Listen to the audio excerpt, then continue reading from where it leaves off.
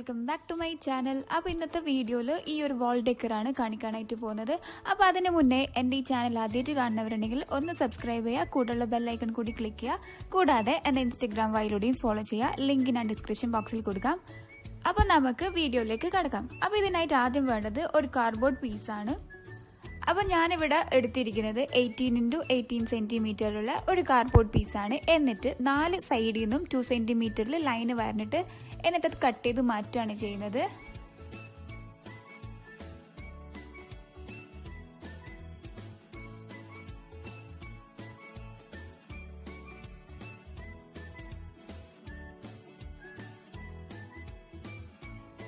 ഇതേപോലെ കട്ട് ചെയ്ത് എടുക്കുക. ഇനി നെക്സ്റ്റ് ഇതേപോലെ തന്നെ ഒരു പീസും കൂടി സെയിം സെന്റിമീറ്ററിൽ കട്ട് ചെയ്ത് വെക്കുക. ഇനി നെക്സ്റ്റ് 14x14 സെന്റിമീറ്ററുള്ള ഒരു കാർഡ്ബോർഡാണ് എടുത്തിട്ടുള്ളത്. എന്നിട്ട് അതും നമ്മൾ നേരത്തെ ചെയ്ത പോലെ തന്നെ 2 സെന്റിമീറ്റർ ലൈൻസ് വരച്ചിട്ട് മിഡിൽ പോർഷൻ കട്ട് ചെയ്ത് മാറ്റിയിട്ടുണ്ട്. അതും അതുപോലെ തന്നെ 2 പീസ് ഉണ്ടാക്കി വെക്കുക. ഇനി നെക്സ്റ്റ് ഉള്ളത് 10x10 സെന്റിമീറ്റർ ആണ് എടുത്തിട്ടുള്ളത്. നമ്മൾ നേരത്തെ ചെയ്ത അതേ സ്റ്റെപ്പ് തന്നെയാണ് ഇവിടെ ഞാൻ ചെയ്തത്. എന്നിട്ട് അതും 2 പീസ് ഉണ്ടാക്കി വെക്കുന്നുണ്ട്.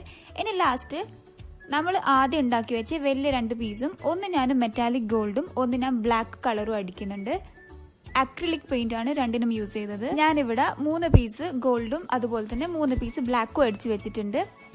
ഇനി ഇതേപോലെ നമ്മൾ അറേഞ്ച് ചെയ്ത് കൊടുക്കുക. നമ്മൾ ഉണ്ടാക്കി വെച്ച എല്ലാ പീസും ഇതേപോലെ അറേഞ്ച് ചെയ്യാം.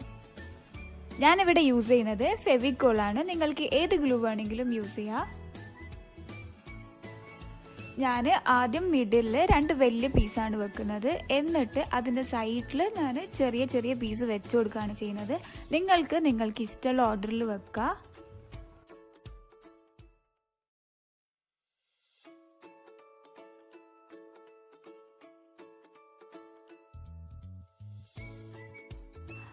അപ്പോൾ ഇത്രയേ ഉള്ളൂ.